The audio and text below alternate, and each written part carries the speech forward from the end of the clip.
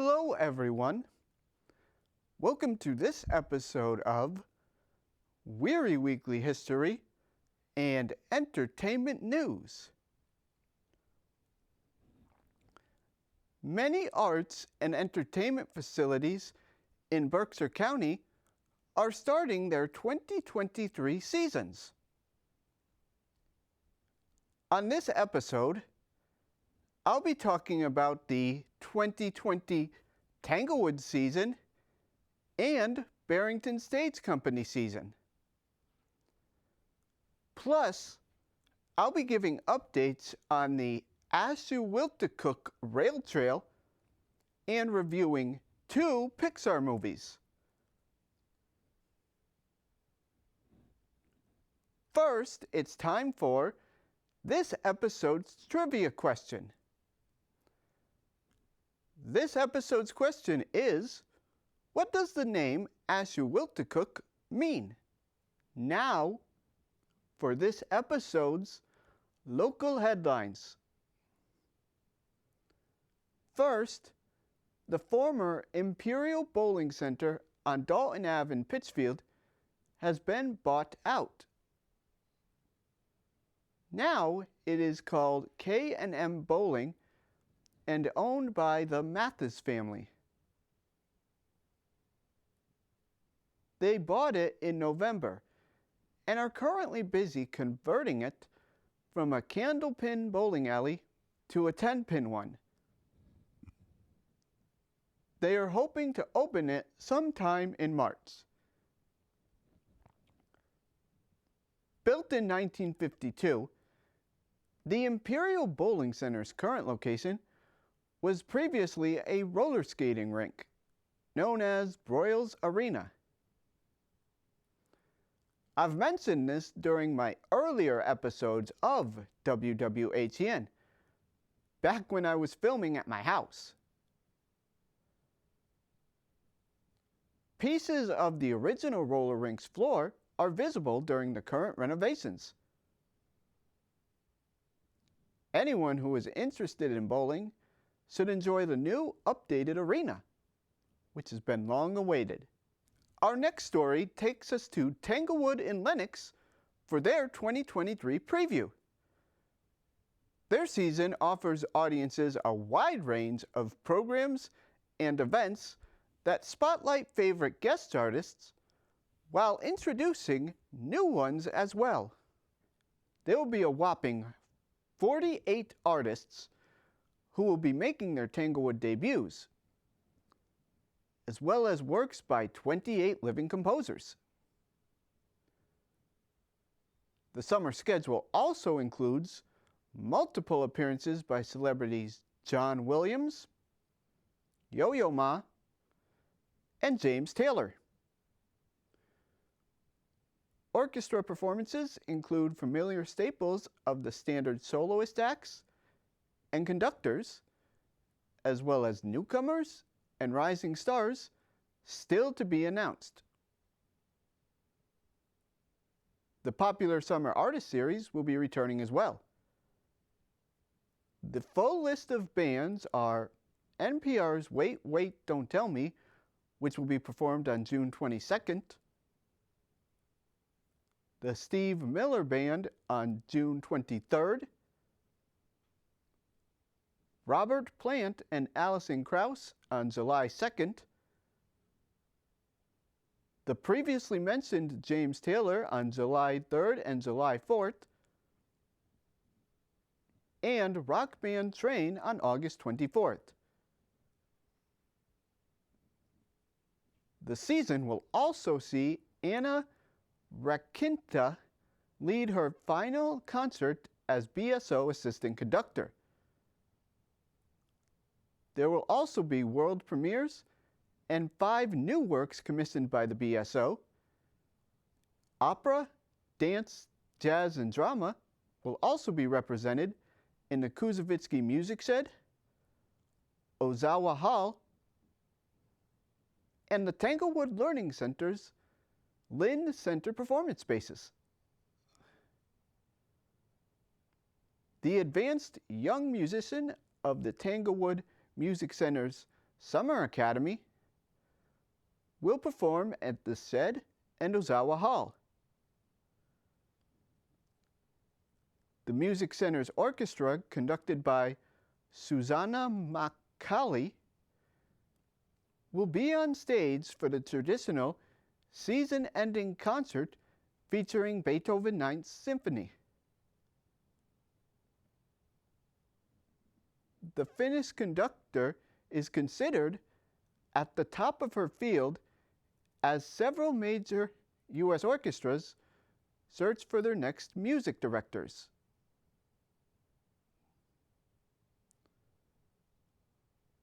Boston Symphony Music Director Andres Nelson will conduct 11 performances by the orchestra and the Tanglewood Music Center players, including Tanglewood on Parade.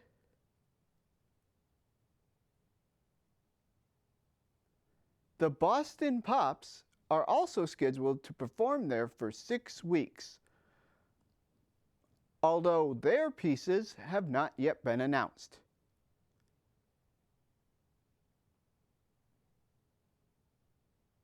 The season kicks off on June 22nd, and it will be a 10-week season. Tickets are available for sale beginning on March 9th.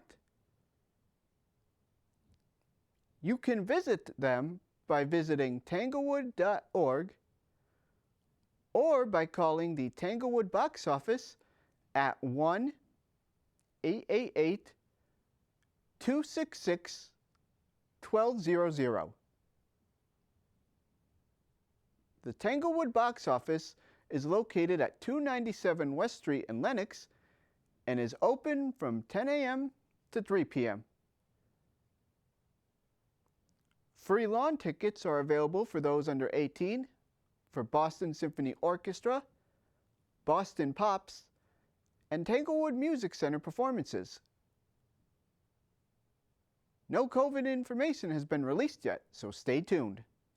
Another entertainment location that has given their 2023 schedule is Barrington Stage Company in Pittsfield.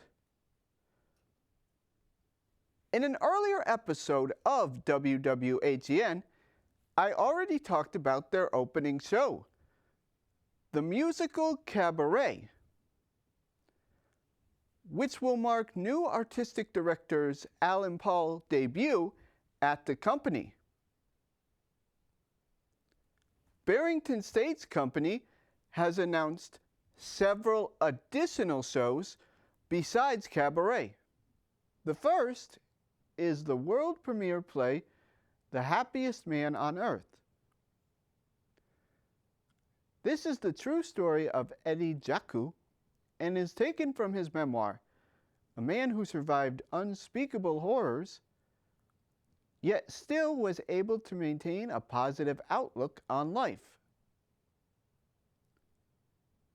This will be taking place from May 24th through June 17th.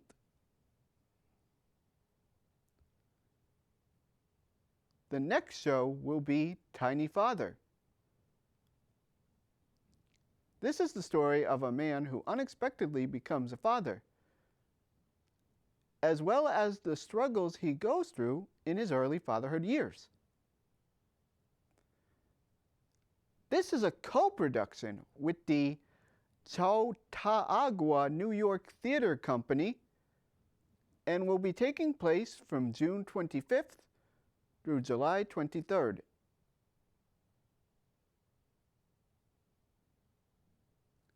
After this show, the musical Blues for an Alabama Sky will be performed. This takes place during the Harlem Renaissance, one of the most important cultural times for African American history. It will be performed from July 18th through August 5th.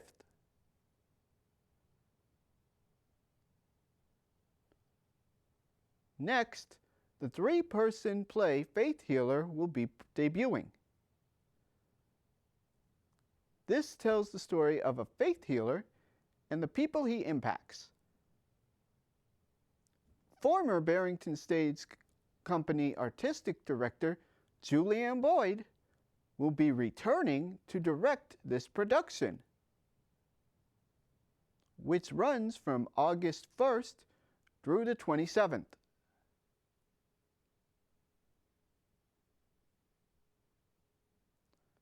Finally, the new musical, A New Brain, which was written by BTG staple William Finn, will debut. This is a classic story of a famed playwright who is undergoing a severe case of writer's block. This show will be going on from August 16th through September 9th.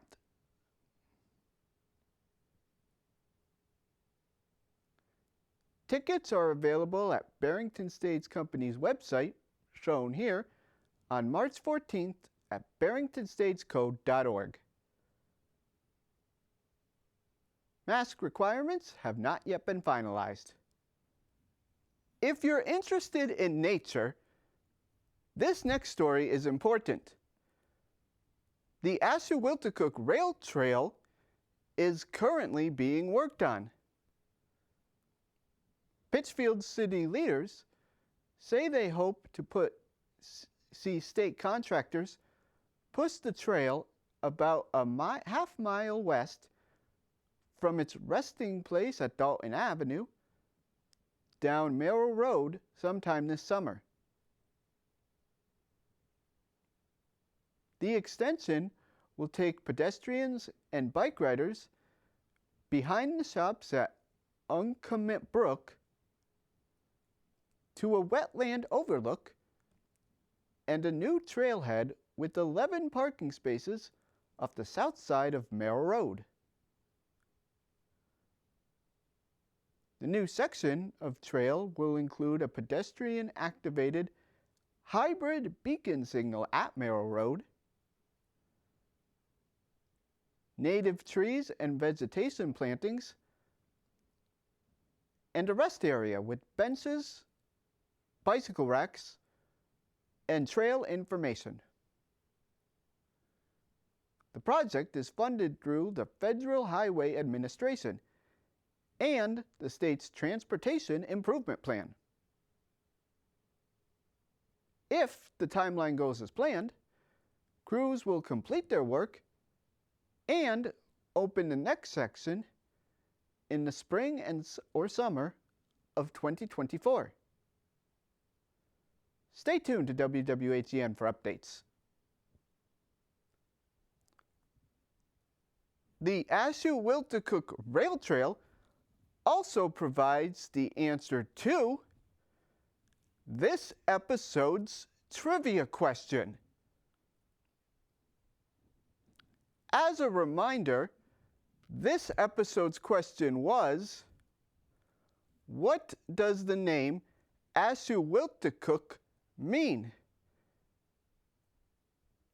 The answer is at the in-between present river. The word Ashuwiltakuk is from the Native American name for the south branch of the Hoosic River. It literally means, quote, at the in-between pleasant river, end quote, or in common tongue, quote, the pleasant river in between the hills, end quote.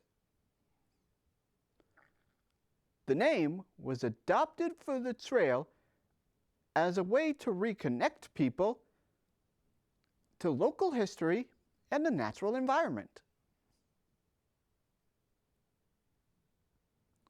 This information was provided by the website topiainn.com. On the last episode of WWHEN, I gave a 2023 ski preview. During this, I talked about 2 ski trails in Berkshire County, Jiminy Peak and Bosque Ski Resorts. However, I missed one of them. Ski Butternut in Great Barrington. First, some history of this ski trail. In 1962, a quiet ceremony in Boston celebrated the marriage between a fledgling corporation called Butternut and the Department of Environmental Management of the Commonwealth of Massachusetts. It heralded the beginning of a ski resort located on the northern slopes of East Mountain State Forest, near the lovely village of Great Barrington. Through this cooperative effort, an award-winning ski area evolved that has become the favorite of many Northeast skiers and riders. Butternut's lifts, trails, and base facilities complement a beautiful natural setting of evergreen and hardwood forests. It's clear that the area's enviable reputation among skiers centers on providing the best possible snow conditions in a pleasing, relaxed atmosphere. Historically, the Berkshires have been a prime year-round vacation area, and over the years, Butternut has become a major focus for those seeking a quality ski vacation. Their ski times and hours vary. Our next story takes us to the Williams College Museum of Art, where they will be hosting a new exhibit called Across Shared Waters. Across Shared Waters presents works by contemporary artists of Himalayan heritage, alongside traditional Tibetan Buddhist rolled paintings, or thanga, from the Jack Shear collection. This is a juxtaposition that highlights the richness and diversity of Tibetan artistic expression and fosters greater understanding of Himalayan histories and identities. These were created between the 18th and 20th centuries and feature elaborate depictions of Buddhist narratives. It's a really fascinating exhibit.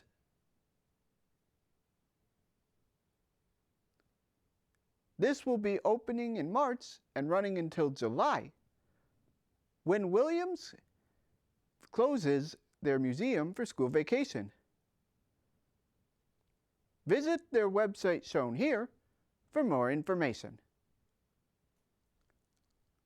Our next WWHEN story takes us to the Berkshire Theater Group in Pittsfield. There are 2 concerts going on.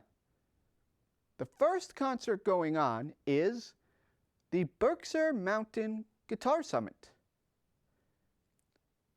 Here, there will be workshops, demos, and a guitar exposition in the Colonial Theater's lobby for anyone interested in the guitar playing field. Then, there will be a concert hosted by Berkshire County native band Rev Tour and featuring performances by a handful of the region's most beloved guitarists, including Fuzz, Rob Sansone, Garrett Lachowski, Seth Weissman, and Dave Brown. This will be taking place on March 11th. You must reserve your tickets online at Berkshire Theater Group's website, shown here.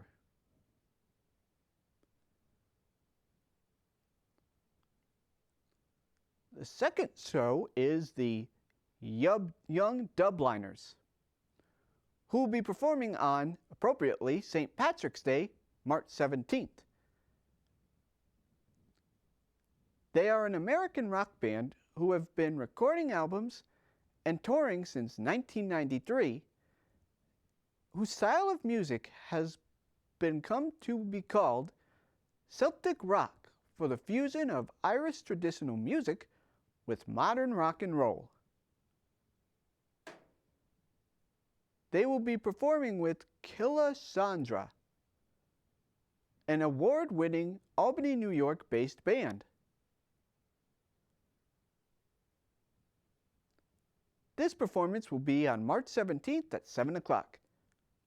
Again, visit the Berkshire Theater Group's website for more information. Our next story takes us to the Clark Art Institute in Williamstown, where we will be discussing its early history. The museum is named after art collectors Sterling and Francine Clark. While Sterling and Francine Clark collected art strictly for pleasure, they wished to establish a public art gallery for their collection. After considering several options, including founding a museum in Cooperstown, New York, or Park Avenue in Manhattan, the Clarks, for the benefit of Berkshire County, chose Williamstown, Massachusetts, based largely on their family ties with Williams College. A charter for the museum was signed in 1950, and construction began in 1952. In 1955, the Sterling and Francine Clark Art Institute opened under the guidance of its first director, Peter Guile. There were only 2 galleries, and the majority of the works were not displayed yet. The Clarks slowly unveiled its collection during several exhibitions in the coming years. A decade of immense change began at the Clark in 1960. Francine Clark died in April, 4 years after her husband, and the museum received a significant additional endowment that enabled new acquisitions and special program initiatives that enlarged the Institute's educational, research focus, and embraced the academic mission of its charter in the coming years.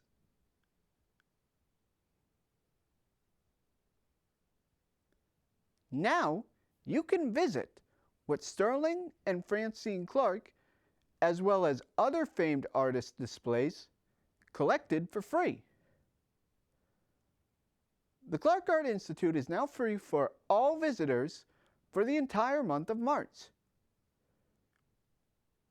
Visit clarkart.edu for more information. At this time, they are not requiring masks, but they have recommended it. Finally, we will be concluding this episode of WWHEN with a family-friendly film segment. This episode, we'll be looking into 2 films. Both of them were Pixar's 2022 releases. The first movie is Lightyear, and the second is Turning Red. Let's talk about each movie in full. First, Lightyear is a defictionalization of what Andy in the Toy Story films supposedly saw in 1995 when he bought his Buzz Lightyear action figure that kick-started the plot of that movie. Lightyear is a sci-fi animated film, but I can't discuss too much of this movie without giving away plot points. Turning Red takes place in the spring of 2002, where 13-year-old Mei Lee discovers a family secret at the worst time possible in her life. Whenever she is stressed or angry, she turns into a red panda. Both of these movies are completely different in tone, but the stronger movie here is Turning Red. First, a discussion about Lightyear. As a fan of Toy Story and its sequels, I was very disappointed in Lightyear. Lightyear is connected to the very popular Toy Story universe, and there are very high expectations. Unfortunately, it crumbles under this weight.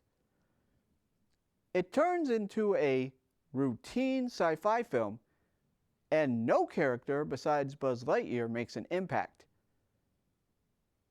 If I saw this film in 1995, much like Andy supposedly did, I don't know if I would want a Buzz Lightyear action figure.